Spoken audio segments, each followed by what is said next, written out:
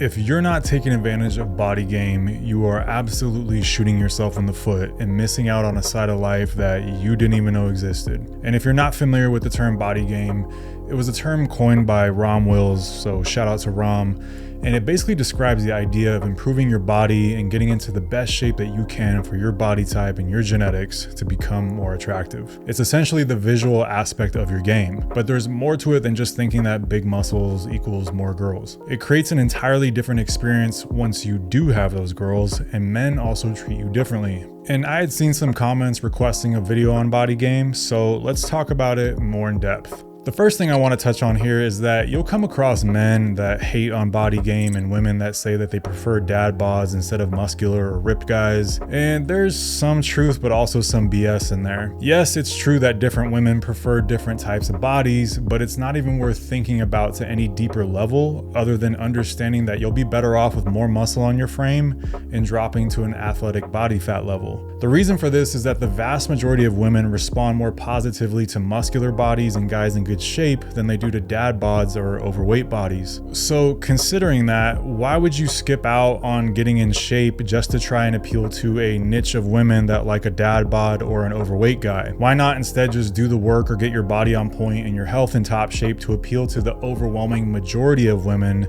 who drool at a guy who's in shape? You also have to understand where women are coming from sometimes when they say that they prefer a guy with a softer body type. A lot of the time they're associating a bad personality with an in-shape guy and a friendlier, less narcissistic personality with the dad bod guy. And to test this, I once showed a girl two different physique photos. The first one was a lean and muscular guy, and then the other one was a guy that had more of a dad bod body type. And I asked her which one she preferred. She said that she preferred the dad bod. Now, most of the time this answer is nonsense, so I told her wait. Imagine that both guys have a cool, down-to-earth personality, they're both funny, loyal in a relationship, and they treat you well. Which one do you prefer? And she said, oh, so they both have the same personality? And I said, yeah. And once I said that, she said that she'd go for the muscular, ripped guy. And I said, so wait, you were basically assuming that the muscular guy is probably a narcissist and a player, am I right? And she agreed. So understand that women will make these comments with a wider emotional footprint in mind, even when just looking at the visual. They will associate certain personality traits with certain looks, and that creates an image of that guy in their mind. And look, you don't have to be a shredded bodybuilder for body game to work for you. The whole idea is to build up a respectable amount of muscle on your frame and get your body fat down a bit. Some guys will be leaner than others, but the idea is just to look athletic and strong and emphasize areas that will build up that V-taper. But anyway, those assumptions are also why I said you'll be hated as a handsome man in one of my previous Handsome Men's Game videos. Both men and women make assumptions about who you are as a man based off how you look. However, if you're cool with women and they feel comfortable around you, the response you'll get when you're in shape versus when you're not is not even comparable, which I'll get into in a second. But it's two different worlds, and guys that aren't in shape can't understand it until they unlock that side of life. But real quick to address guys hating on body game, these are the guys that are most likely not in shape themselves and are just projecting, so anyone who is in shape themselves doesn't care about their criticism anyway. It's just criticism that comes from a place of jealousy and envy. It's just like any other kind of nonsensical hate.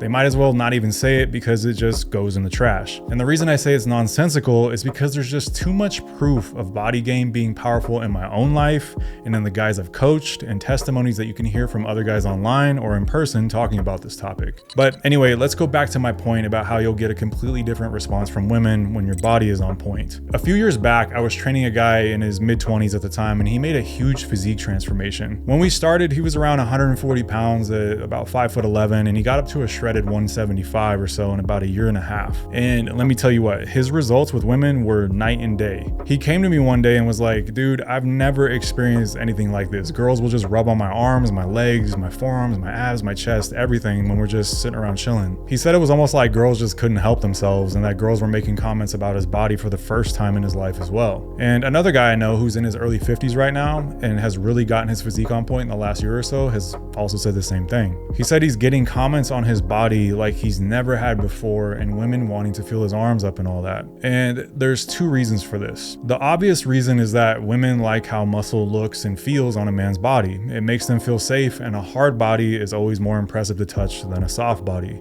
The second reason though is that most guys aren't in good shape, and most aren't lifting weights consistently, so they're used to being with men with more average body types, and it's mind-blowing when they get with a guy who takes his fitness and body game seriously. When I was younger and had been lifting for a few years, and I started getting my numbers in the gym up to a respectable level, I started seeing a girl at the time who would always grab on my arms and legs specifically, and one day she looked at me in like actual confusion or disbelief, and she said that legs aren't supposed to feel this hard, and she asked how it was even possible for my legs to feel like that. And that was one of the first times where it really dawned on me that a lot of women are simply used to being with guys that don't take care of their body, and they can't even fathom what it's like to be with a guy who works on his body consistently. Beyond that though, physical attraction with women is so potent that it's difficult to describe how you'll be treated unless you've really experienced it. If you're a guy that has experienced women treating you completely different after improving your body, then leave a comment down below to share with everyone else, because it's really a night and day difference. And that leads me to my next point, that body game is just an amplifier for everything. As a man, a woman can be attracted to your personality, your face, the way you talk, your voice. There's all kinds of things that they can get hooked on.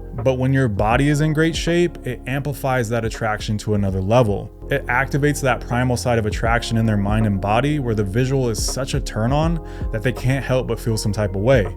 Like, I'm not kidding, women will literally get a look of almost being in a trance of some kind when they have a high physical attraction to your body and they've got their hands on you. And that's where the root of genuine desire comes from, where a woman simply wants you for you. Guys that lead the interaction with money or trying to win the girl over with something will never experience the same deep, genuine, primal desire. And guys that have experienced this will know exactly what I'm talking about. And let me tell you, once they've got their hands on you, all I'm gonna say is that genuine desire leads to them treating you some kind of way.